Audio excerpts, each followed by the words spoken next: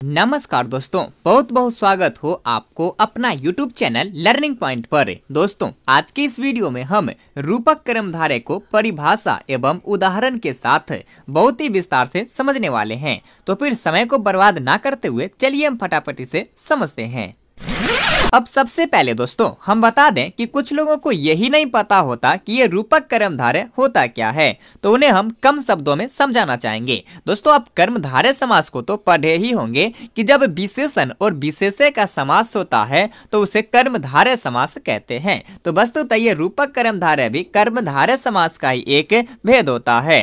वस्तुतः कर्मधारय समास के तीन भेद होते हैं। पहला होता है उपमित कर्मधारय, दूसरा उपमान कर्मधारय तथा तीसरा होता है रूपक कर्मधारय। ये उपमित कर्मधारय तथा उपमान कर्मधारय को हम लोगों ने बहुत ही विस्तार से पढ़ चुके हैं। यदि आपने अभी तक उस वीडियो को नहीं देखे हैं तो प्लीज आप उसे एक बार जरूर देख लीजिए, लिंक डिस्क्रिप्शन में है। और चलिए आज हम कर्मधारय समास के तीसरे प्रकार को यानी कि रूपक कर्मधारय को बहुत ही विस्तार से समझते हैं। देखिए, तो रूपक कर्मधारय का परिभाषा कहता है कि उपमान और उपमेय के बीच अभेद स्थापित करते हुए जो समास होता है उसे रूपक कर्मधारय कहते हैं। सिंपल सी बात है कि जब समास में उपमान और उपमेय के बीच अभेद स्थापित होगा तब उसे हम रूपक कर्मधारय कहेंगे। अब ये उपमान और उपमेय क्या होता है, यदि आप नहीं जानते हैं तो हमने उपमित कर्मधारय तथा उपमान कर्मधारय में इन दोनों को बहुत ही विस्तार से समझा चुके हैं। आप वहां से जाकर बहुत ही आसानी से समझ सकते हैं। तो यह कहता है उपमान और उपमेय के बीच अभेद स्थापित करें।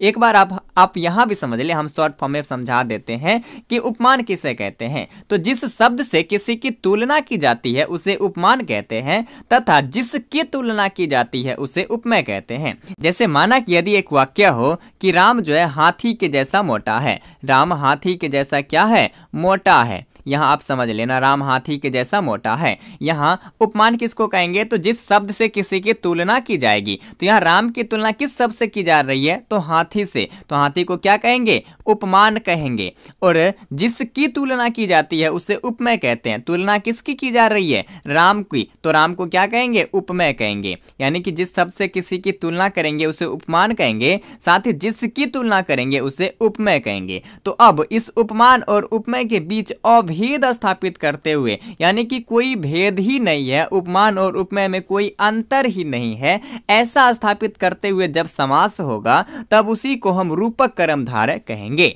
जैसे देखिए, कहता है गुरु एव देवः, गुरु ही देव है। यहाँ गुरु ही देव है या फिर देव ही गुरु है। अब इसमें उपमान कौन है और उपमेय कौन है ये पता ही नहीं चल रहा है। यहाँ उपमान और उपमेय में कोई भेद ही नहीं है, कोई अंतर ही नहीं दिखा रहा है। कह रहा है गुरु एव देव, गुरु ही देव है, अर्थात गुरु ही देव है। इधर से पढ़ो तो गुरु एव देवः और इधर से पढ़ो तो देवः एव गुरु। तो इस गुरुदेव को क्या कहेंगे? रूपक कर्मधारय। क्योंकि गुरु एव देव, यहाँ गुरु ही देव है अर्थात देव ही गुरु है। यहाँ उपमान और उपमेय के बीच अभेद स्थापित हो रहा है, अतः इस गुरुदेव को क्या कहेंगे? रूपक कर्मधारय। इसी प्रकार से ज्ञानम एव धनम, ज्ञान ही धन है। यहाँ ज्ञान और धन में कौन उपमान है कौन उपमेय है ये पता ही नहीं चल रहा, यानी कि अभेद स्थापित हो रहा है। तो इस ज्ञान धनम को क्या कहेंगे? रूपक कर्मधारय कहेंगे। आशा करता हूं कि ये रूपक कर्मधारय आपको समझ आ ही गया होगा। बाकी उपमान कर्मधारय तथा उपमित कर्मधारय का लिंक डिस्क्रिप्शन में है,